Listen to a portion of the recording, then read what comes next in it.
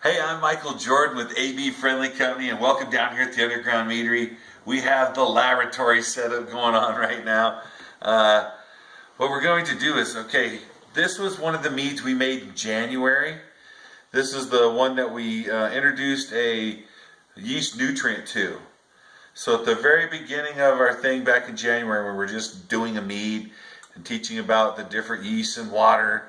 And this is one that we added a yeast nutrient to. As you can see, the piston's not going anymore in the bubbler unit, and it's starting to clear up. Now it's going to take some time to clear up, so we're going to go ahead and do something. And this mead now has gone from, let's see, we started this at the middle of January. That's February, March, April, May, right? So we're here in May, right? We're getting into April, May, June. So it's going to be almost 3 months of this fermentation going on. So we're almost hitting my 90-day marker, which is usually about what I look for in my meads. It takes about 30 days for hard fermentation, an extra 30 days for what we call flavor and aroma orientation and fermentation. And then usually all fermentation we start getting settling. And if it hasn't started already, by 90 days we start to see the settling aspect. So that's what we're seeing right now, is it start to settle. So what we're going to do is we're going to take and transfer this into here, and we're going to infuse it with grapes. So we're finishing off that month of grapes completely now, and we're going to now back flavor a mead. So we're going to take a gravity reading, we're going to flavor it with the grapes, we're going to let this sit probably for a full year and see about this absorbing and infusing with these grapes that we've chopped up. So we have our mead made in January, and it is clover mead, 3 pounds of clover. It's got good well water, a pack of K1 V116, a teaspoon of fermented K. It was started January 30th of 2017. Our starting gravity was 1.060. So our temperature was 72 degrees. So this one's all been done. So we started almost the beginning of February, that's March, April, right? So we've got about almost after our 60-day, almost heading into our 90-day marker with this. So what we're going to do is we're going to take the bubbler unit off. And what I want to do is I'm going to put my grapes into here. I'm going to rack and transfer this off. But before I do that, I want to take a gravity reading real quick. And I don't care how, we're not really racking this for settling. We're just kind of racking this to get this into a new jug with grapes. Because as we add the grapes to this, the volume is not going to match up. So I'm not really caring about the yeast getting mixed back up with everything, because we will rack this a final time after we get the grapes out. So let's go ahead and let's take a gravity reading.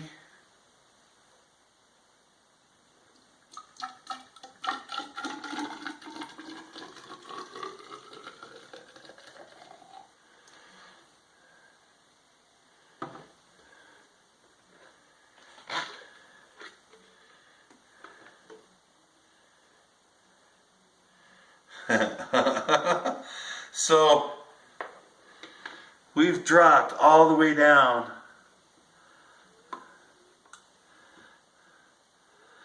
to 1.020. So we went from roughly, this was a this does a starting gravity of 160.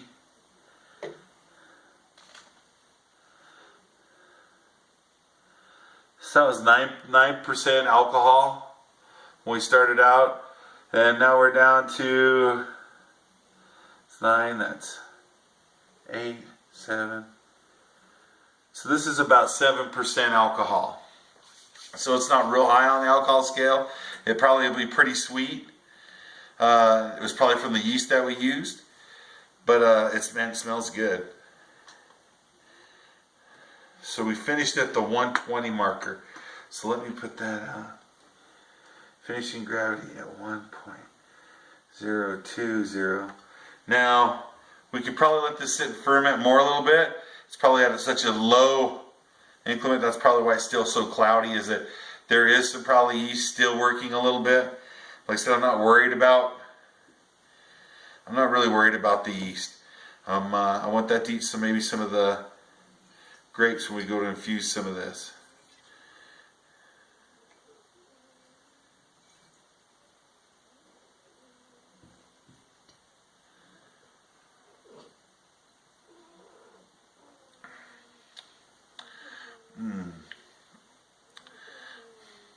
You can't beat a good clover mead. That has a really good flavor to it, almost like a champagne in the back. Then I'll mix it with this apple cider. Yeah, the two different tastes. It has a very distinct clover taste in this mead. So this will work out really good. So we're going to move this mead over to here, but first I want to put my grapes in. We got our finishing gravity. We'll put our grapes in here real quick.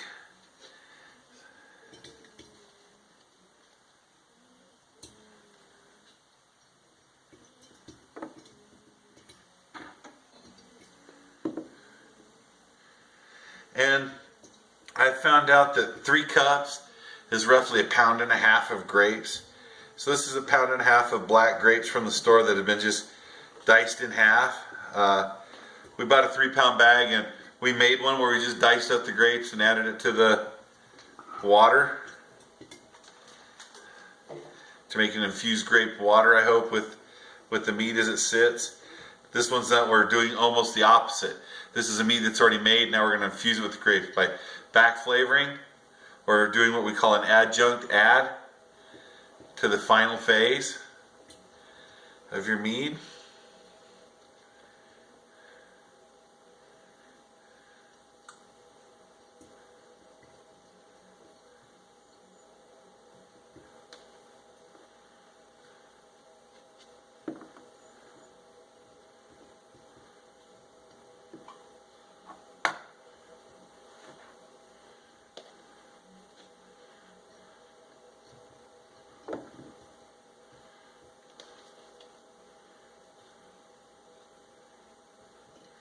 Now, the grapes that we're adding are seedless. We talked about before in the last episode about that some seeds can produce poison, so try to remove them out. So that's why de-seeding is always really good.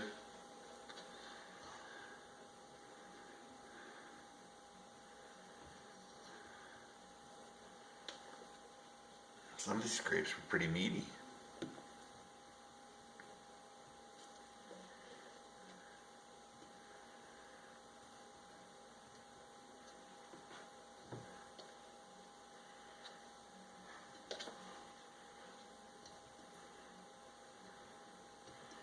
So now you're kind of seeing what 3 cups of grapes looks like in this jug before we decided to add the liquid. So if we would just started dumping these grapes inside this other jug, it would overflow on us.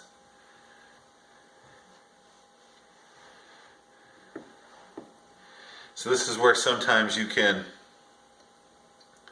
take one mead and turn it from 1 gallon into 2, because we could even split this if we wanted to. We could add more honey, we could add more yeast and do a second round of fermentation with this back flavoring, which is another way to do things, is to split the meads, add more sugar and back flavor that way, and do a second fermentation. And I'm just losing them here, getting towards the end.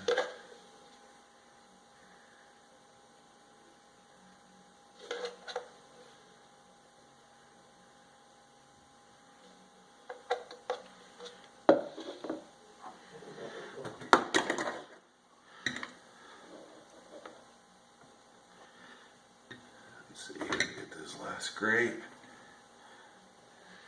Alright. Now my trufty siphon, we're going to stick it in. And my hose is a little short because I want it to really start pouring on top of the grapes. So let's see what we got.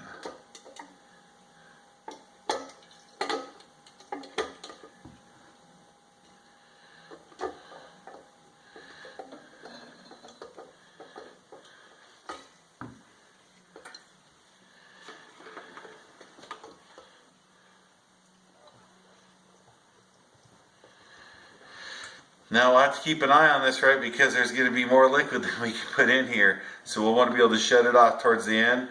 Like I said, I'm not worried about the yeast getting in, because we're going to get the yeast on the grapes and kind of get it so it'll start eating the grapes a little bit and do this infusion.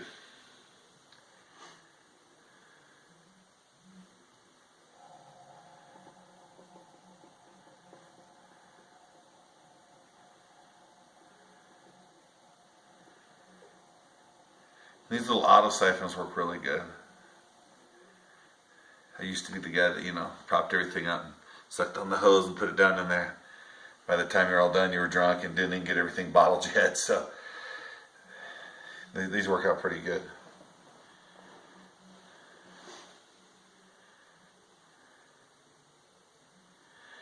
And you can get clips, so you can just clip it off like that if you want.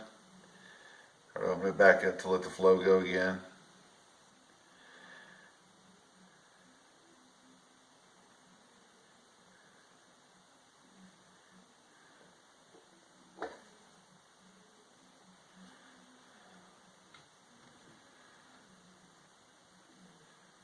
So this will be the last one for piments. Let's get it done here.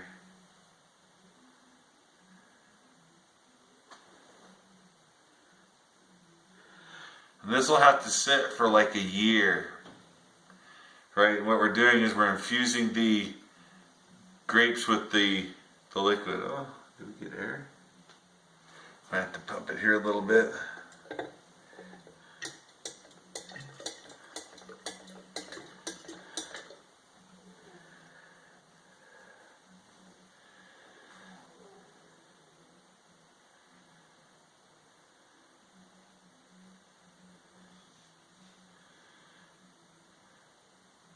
I do want you to kind of look at the previous video we did using grapes, because as you can see, these grapes aren't floating. The last one, the sugar and the honey content was so much the grapes were floating on top. This, all the sugar's been eaten already, so the grapes are at the bottom, so they're the sugar source. So that's where the yeast is actually going to go down towards the end and these eat the grapes at the bottom. So it will help with infusion a little bit more. So that'll be pretty cool. We're doing good.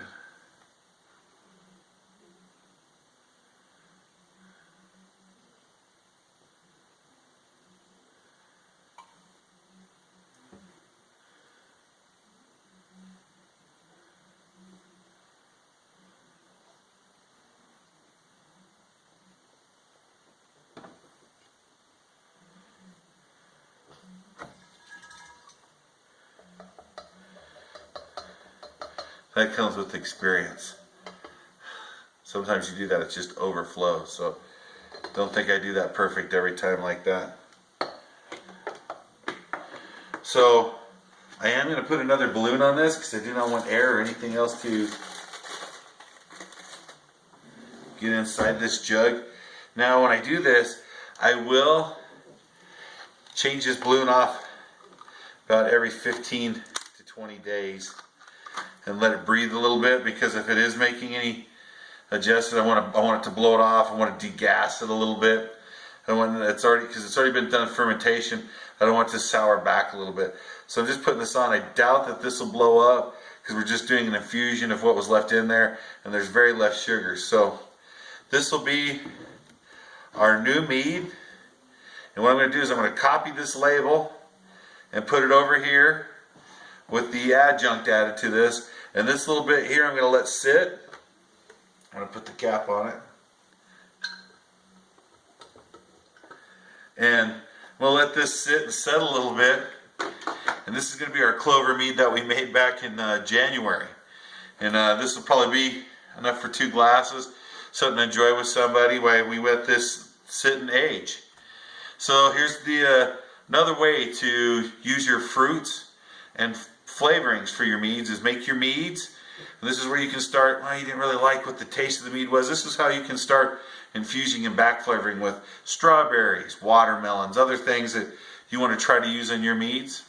So I really appreciate you turning in here at the Underground Meadery. I'm Michael Jordan with AB Friendly Company. Hey, like, share, let other people get onto some mead. Have us for a class. We've been having a really good time giving out horns and doing some of the classes that we've had. So thanks for tuning in down here at the Underground Meadery.